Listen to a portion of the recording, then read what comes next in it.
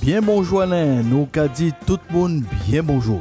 Nous comptons que autres là pour t'icouser nous assis principe et valet à Royaume à Bondier. Tout ça qui a montré nous chemin pour nous faire réussir vivre nous Jean Bondier qu'à attendre. Parmi les principes du royaume de Dieu, la valorisation de la langue créole est importante pour l'épanouissement de l'antillais et du pays. Depuis quelques sessions, nous partageons quelques bonnes nouvelles du royaume de Dieu pour le monde économique. Nous rappelons que le travail n'est pas une corvée et ce n'est pas une malédiction. Le travail fait partie intégrante de l'équilibre de l'homme comme de la femme. Le travail est un espace d'expression des talents, des potentiels que chacun possède. C'est le moyen par lequel tout homme, toute femme contribue à garder et à prendre soin du jardin. Dans cette session, je veux me tourner vers les jeunes qui arrivent sur le marché du travail. Je crois que des valeurs sur et autour du travail doivent être inculquées à nos enfants, à nos ados, à nos étudiants. L'objectif est de les préparer à être acteurs de leur destinée et non à subir le tempo du monde économique. Nous retrouvons nos recommandations en Proverbes chapitre 22 verset 6 où il est dit « Instruis l'enfant selon la voie qu'il doit suivre et quand il sera vieux, il ne s'en détournera pas. » En application de cette vérité au monde du travail, je crois qu'une incompréhension s'est glissée. Ce proverbe n'invite pas les parents à préparer les enfants à prendre une quelconque succession de l'entreprise familiale.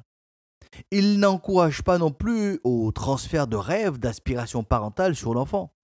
Exemple, le parent qui voulait devenir médecin, il aiguille son enfant vers cette voie. Je crois que l'expression « la voie que l'enfant doit suivre » fait référence à sa destinée. L'enfant est appelé à devenir un adulte accompli. Le jeune garçon doit devenir un homme de valeur qui sera prêt à être un acteur dans sa société. Idem pour la jeune fille, elle doit devenir une femme de valeur impactant son environnement. Cher père, chère mère, nous savons l'amour qu'un parent a pour ses enfants. Le souhait de tout parent est la réussite de sa progéniture. Chers parents, qu'entendons-nous par la réussite de son enfant? Quels sont les critères d'évaluation de cette réussite? Bien souvent, l'unité de mesure de la réussite a été et est encore aujourd'hui le niveau de misère connu de l'enfance à l'âge adulte. Oui, chaque génération s'est dit en elle-même que je ferai tout pour que mes progénitures ne vivent pas ce que j'ai connu. Le parent esclave ne souhaitait pas voir son enfant être esclave comme lui-même dans les champs. Pourquoi pas dans la maison du maître? L'esclave libéré voulait voir son enfant étudier à l'école. Le parent qui savait seulement lire, compter et signer son nom a tout fait pour que son enfant devienne un avocat, un médecin, un fonctionnaire. Ce qui est gênant dans ces transmissions intergénérationnelles, c'est qu'elles gravitent autour du modèle économique de l'époque. Ces transmissions ont préparé, ont formaté la nouvelle génération à être plus disponible, à être mieux positionnée dans le tissu économique. La réussite passe-t-elle par la classe sociale que l'on occupe? Puis-je évaluer ma réussite par la richesse accumulée? Le feu Bernard Tapie disait que l'important ce n'était pas de réussir dans la vie, mais de réussir sa vie. Chers parents, soyons ces instructeurs qui préparent la nouvelle génération à réussir sa vie.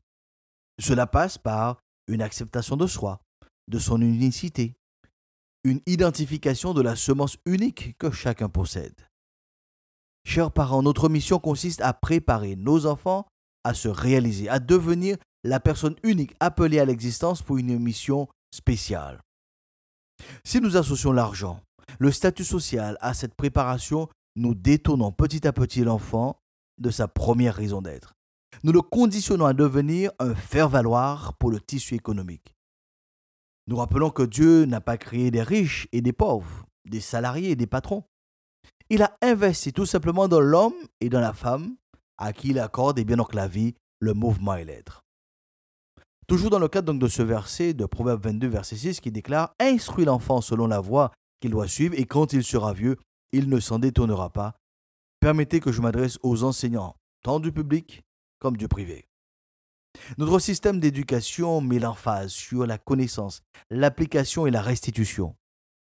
Il y a peu de prise en considération de l'unicité de l'élève, sa sensibilité, ses talents, son potentiel. Toutes ces choses sont reléguées au second plan. Le paradoxe du système éducatif français, c'est qu'il prépare les élèves à devenir de la main-d'œuvre disciplinée pour le marché du travail. Il présente le salaire espéré pour tel niveau d'études ou pour telle profession.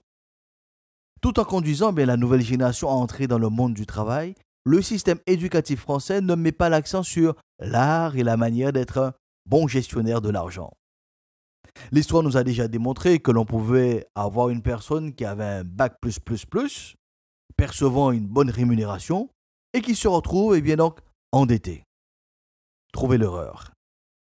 Il y a donc une très grande différence entre la connaissance et la sagesse. La sagesse dont je fais mention ici n'est associée ni à l'âge, ni aux cheveux blancs. Il est possible pour un jeune qui démarre sa vie active de faire preuve de maturité, de sagesse dans la gestion de sa vie, dans la gestion donc de son argent.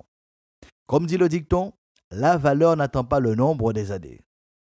C'est le roi David qui déclarait dans le psaume 119, le verset 100, « J'ai plus d'intelligence que les vieillards, car j'observe tes ordonnances. » C'est ce même David qui, dans sa jeunesse, a su affronter et remporter la victoire sur le géant Goliath, en lieu et place des professionnels de guerre qui étaient tétanisés par la peur.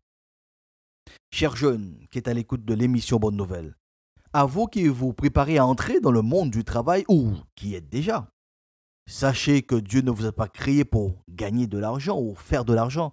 Dieu ne vous accorde pas le souffle de vie chaque matin pour faire tourner l'économie.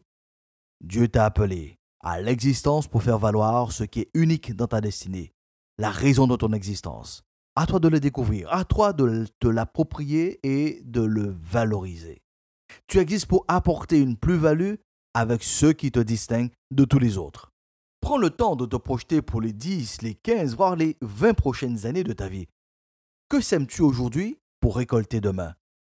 Je t'invite à prendre de la hauteur très tôt dans le monde du travail. Ne sois pas un consommateur parce que tu as les moyens de te faire plaisir, mais deviens un investisseur.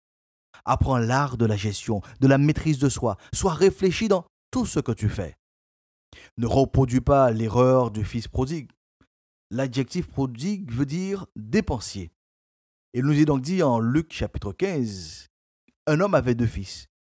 Le plus jeune dit à son père, « Mon père, donne-moi la part de bien qui doit me revenir. » Et le père leur partagea son bien. Peu de jours après, le plus jeune fils, ayant tout ramassé, partit pour un pays éloigné où il dissipa donc, son bien en vivant dans la débauche. Lorsqu'il eut tout dépensé, une grande famine survint dans ce pays et il commença à se trouver dans le besoin. Il alla se mettre au service d'un des habitants du pays qui l'envoya dans ses champs garder les pourceaux. Il aurait bien voulu se rassasier des carouges que mangeaient les pourceaux, mais personne ne lui en donnait. Voyez-vous, il se trouve bien souvent que c'est quand on a fini de dépenser tout son argent que les difficultés, les coups durs arrivent. Cher jeune, tu peux être un bon économe, un bon gestionnaire, tu peux réussir où tes pères ont échoué, à l'instar de Joseph, qui s'est confié en Dieu. Il a su sauver l'économie d'un pays en mettant au service du peuple le don d'administrateur que Dieu lui avait donné. Il est dit en Genèse chapitre 41, Joseph rassembla tous les produits, donc c'est cette année, dans le pays d'Égypte. Il fit des approvisionnements dans les villes, mettant à l'intérieur de chaque ville des productions des champs d'alentour. Joseph amassa donc du blé, comme le sable de la mer, en quantité si considérable que l'on cessa de compter parce qu'il n'y avait plus de nombre. Les 7 années d'abondance qu'il eut au pays d'Égypte s'écoulèrent, et les 7 années de famine commencèrent à venir. Ainsi que Joseph l'avait annoncé, il eut donc famine dans tous les pays, mais dans tout le pays d'Égypte, il y avait du pain. Quand tout le pays d'Égypte fut aussi affamé, le peuple cria à Pharaon pour avoir du pain. Pharaon dit à tous les Égyptiens, « Allez vers Joseph et faites ce qu'il vous dira. » La famine régnait dans tout le pays. Joseph ouvrit tous les lieux d'approvisionnement et vendit du blé aux Égyptiens. La famine augmentait dans le pays d'Égypte. Nous nous arrêtons là. À l'aube de cette crise économique qui s'annonce, cher jeune, sois comme Joseph, un gestionnaire prévoyant. Oui, sois un bon économe, un gestionnaire prévoyant. Étant donc arrivé au terme donc du temps qui nous est donc imparti, je vous invite à retrouver cette session, à la réécouter sur la chaîne YouTube du Pasteur Josias. Et dans l'attente de notre prochaine session, proclamons donc ensemble sur la jeunesse de notre pays, la paix de Dieu soit sur nos jeunes pour une meilleure saison.